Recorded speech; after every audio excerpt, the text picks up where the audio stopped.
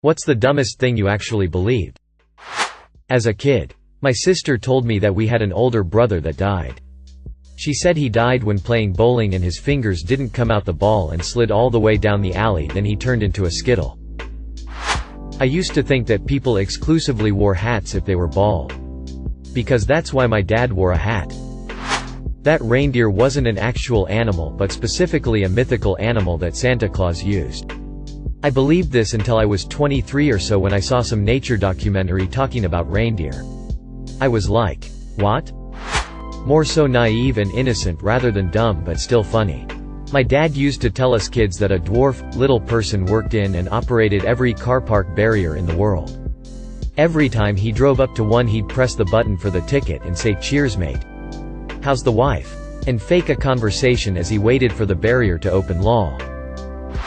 I was convinced that Greeks still worshipped Zeus and other gods for a while after I heard the word Greek Orthodox Church as a kid. When I was a kid I used to think professional wrestling was real.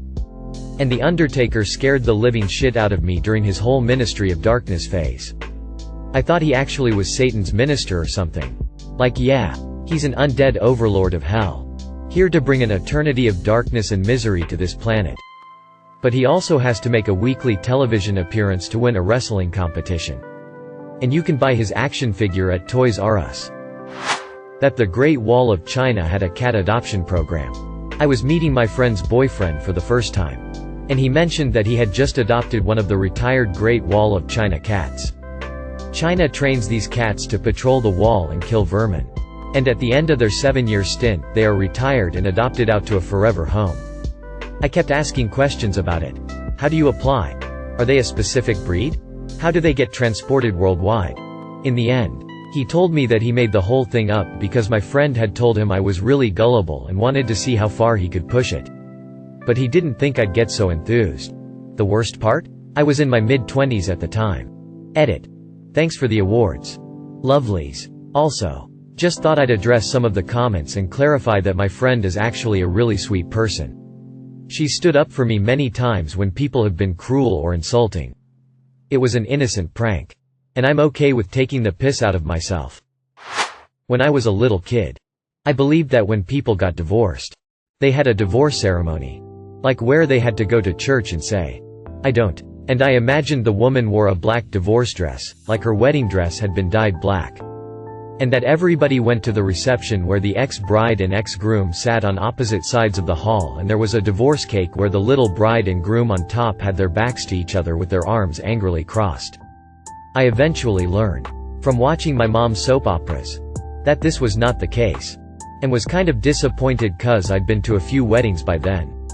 And was interested in what a divorce ceremony was like. My dog went to a farm. Until I was 35. I believed my uncle's roommate just slept on the couch. When I was little, I genuinely believed the Teletubbies were evil and that if I didn't watch them on TV every night, even though I hated the show, that they would come and get me.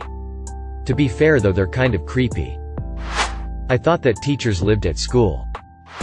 As a kid, I thought that the world wars were like battle royales where there were no alliances, no surrenders, and just pure bloody violence between every country on Earth, e.g.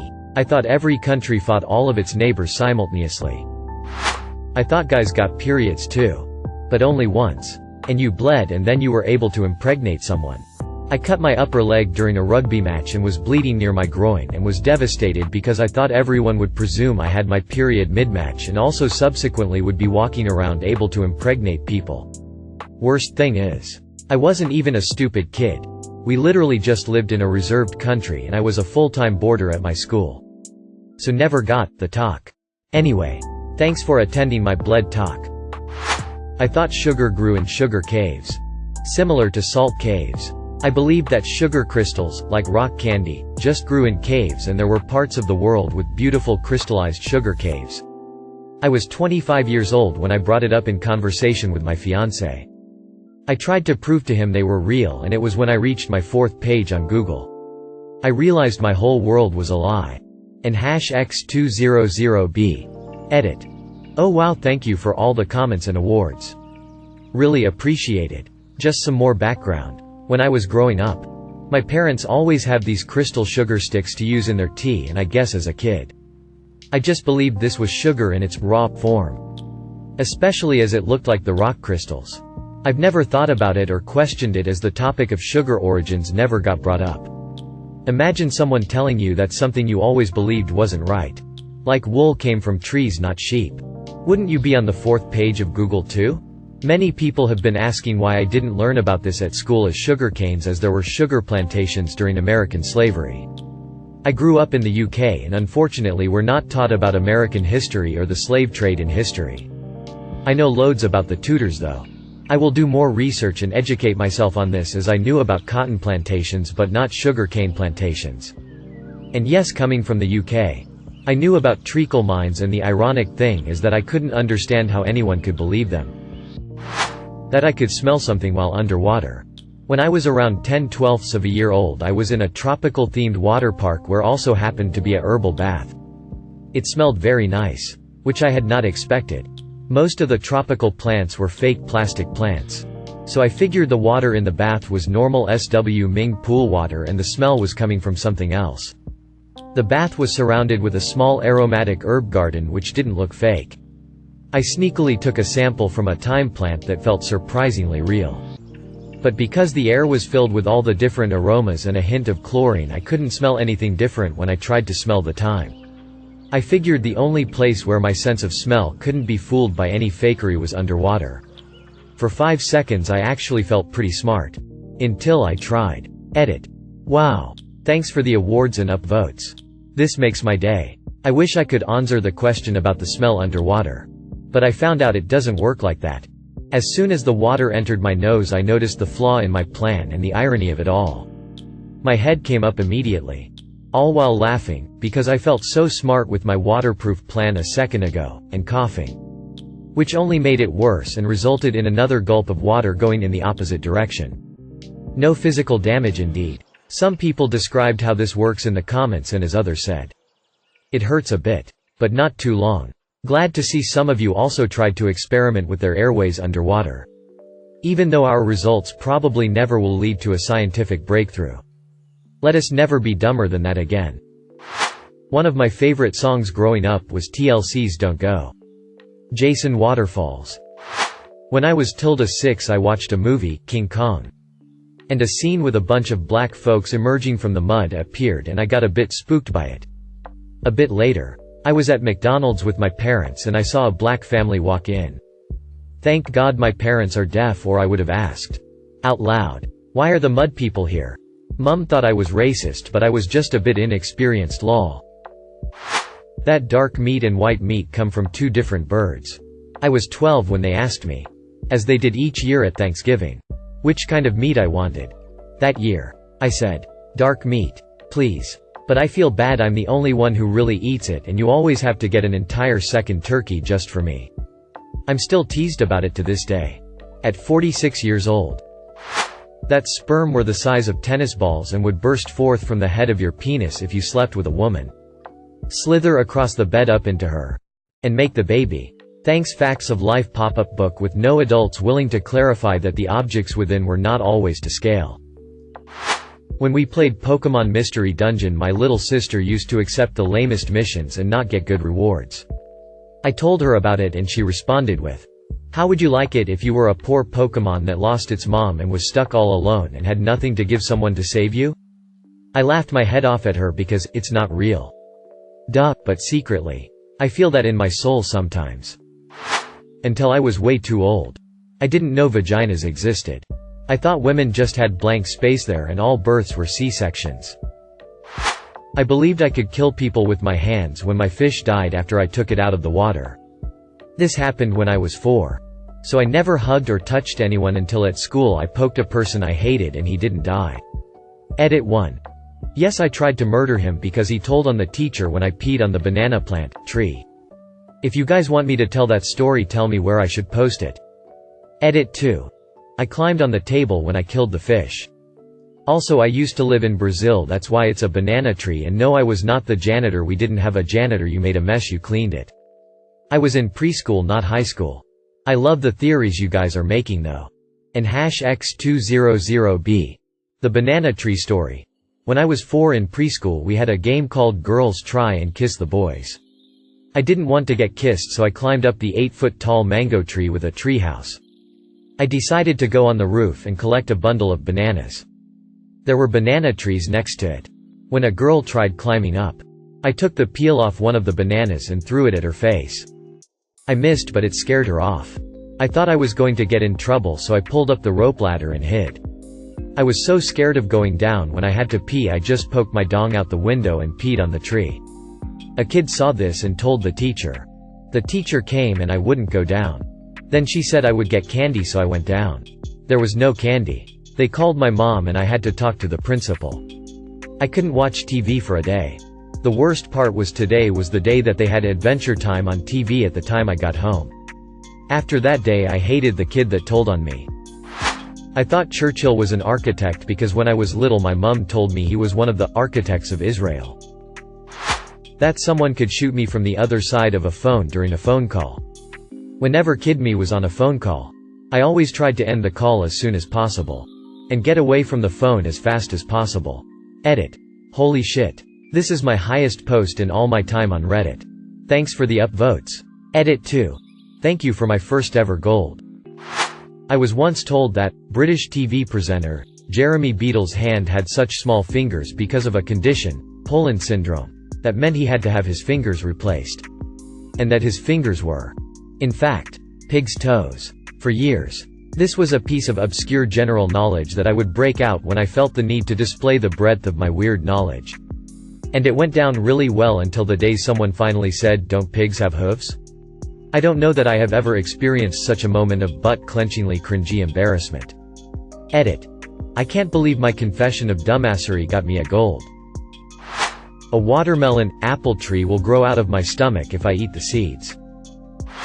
I used to think they dropped the ball at Times Square multiple times for each USA time zone. I just assumed people stuck around for the extra ball drops cause they were all drunk and having fun. Hilarious edit. Worth mentioning that I believed this until I was an adult and had my East Coast wife let me down easy. Another edit. Thanks for my very first award. Seems a fitting one for this post. If you ignore bullies they will leave you alone. I grew up in a Jewish household but was aware of the whole Christmas thing. It was my understanding that Santa would go around bringing gifts to kids if they left out a plate of cookies and some milk for him. Seemed easy enough. 'Twas the night before Christmas and I left the perfect food arrangement out for Santa. Thinking in spite of my religious beliefs, he might leave me a gift in exchange for the snacks. When I awoke the next morning, the cookies and milk were gone but no present was left. I was furious. How dare this jolly fat man come into my hole, steal my food and not leave anything in return. I spent years complaining about it and would curse the Mont's name if I saw him. Of course years later my dad admitted that he had eaten everything. Thanks Dad. When I was a kid, my mom told me that people actually had gray skin in the old days for real. And that no color except black, white or gray ever existed back then. I believed that for way too long. 17. When I first saw the colorized photo of Charlie Chaplin, I was shocked. Then Gaston told me that no, people were indeed the same back then as we are now. Only the photos and videos were captured in black and white because of lack of technology. I thought that girls peed from their butts. Then I learned about vaginas and thought girls peed from there. It wasn't until I was like 16 that I realized there was another hole. That men can get pregnant too. Damn you Schwarzenegger crying face. I was 6 and I saw a man with a big beer belly shopping for diapers at a mall. It made all sense to me and I was so happy I screamed, "OMG, you will have a baby." I think I am gonna go rewatch Junior again. That being named Johnny was a sin. There's a part of the song "The Devil Went Down to Georgia" that goes, "My name's Johnny and it might be a sin. But I'll take your bet." I instantly associated the name with being a sin, not making bets with the devil. This made me think kids named Johnny were sons of devil worshippers. I was a very dumb kid. If you turn off a video game without pausing, the hero is left paralyzed and defenseless. Yes, I actually believed that. Edit. Dang, this blew up lol. For some background, this was back in the early 90s before I was ever aware of MMORPGs. We're talking, like, if I didn't pause the game and just turned the console off. Sonic was easy pickings for Eggman's Robots XD. I used to be so confused about the amount of time it would take to make movies because I was convinced they did it all in chronological order and when they did flashbacks to childhood. I was like, wow, those actors are so committed, tears of joy, or I would think it must take a long time for their hair to grow or change in any way and never considered it could be a wig lol. Edit. Yes. I have heard of the movie Boyhood. It came out when I was 22. So well past my perception of movies being made that way. But it definitely reminded me of this when I first heard of it and I thought it was really cool that someone actually did that. Someone convinced me for like 5 seconds that unicorns were real. They just lost their horns through evolution and now they are plain old horses. OMG, I actually have a good one for this. My parents were super open about talking to me about sex, reproduction from a young age. My mom always said, if you're old enough to ask the question, you're old enough to hear the answer. Well, I am just a super curious person, so of course I would ask a variety of questions about sex and where babies came from during my elementary school years. My parents kind of revealed parts of it to me over time. Of course, telling me the most basic things first that I could really understand. So, I knew that the sperm from a man, which came from penis, would go inside the woman's vagina and fertilize an egg, which would grow into a fetus. Cool. How did the sperm get in there? Well, I truly though it just flew through the air. Like little birds or perhaps a butterfly. Up and into the woman's vagina. I did realize the logistical problems with this though. How does the sperm get through your clothes? And does the woman have to wear a dress? Well, I had questions, Mom had answers. When I asked her how the sperm managed to float magically from the man's penis and somehow find its way into a woman's vagina, my mom gave me the most horrified look. She realized she left out the part about intercourse. I think, I'd love to ask her now if she remembers this. Sadly, she died in 2016. I'll never forget sitting in the bottom of the stairs with my mom. Her looking down at me saying, Brantley, you don't know how the sperm actually gets into the vagina? What? No? They fly? No. The boy and girl have to have sex. Okay. The penis has to go in the vagina. Cue my world exploding. Everything made sense. Masturbation made sense. Sex scenes in movies made sense. So many jokes that went over my head. I exclaimed, loud enough to echo through the house. Oh. Dogs equals boys and cats equals girls. I don't know. It made sense to me as a kid for some reasons. That there was an incredibly fat, slimy dinosaur called a Bloposaurus. I even made a whole report about it in kindergarten. Based entirely off of the information my oh-so-intelligent and generous stepfather told me. Not me. But when I was 10-ish I got my then 7-year-old brother to believe that he was the reason the TV kept fritzing out. I literally told him that he was bad luck and that he had to go to another room while I tried to fix it. He genuinely believed it. And today he still gives me flack for it. So my dad used to say he was at gym until like 11 p.m. 3 times a week. My dad was pretty fit. So I naively believed him, as did my other 4 siblings. You can see where this is going. Right? One day my boyfriend, now husband, was hanging out with me. And my dad came in late as usual and greeted us. After my dad went upstairs, my boyfriend asked me why my dad always gets home so late, and I told him he goes to the gym after work. He looked at me like I was an idiot, rightfully so, and said, "He's at the gym from 5 p.m. to 11 p.m.? Come on. You don't believe that, right?" I told him I did. My husband shook his head. And that was that. Until a few years later when 2 of my sisters came to my apartment and told me that dad was cheating on mom with a coworker and had been even since we were little kids. I felt like a fool. There had been so many weird things about my dad that I brushed aside in my mind.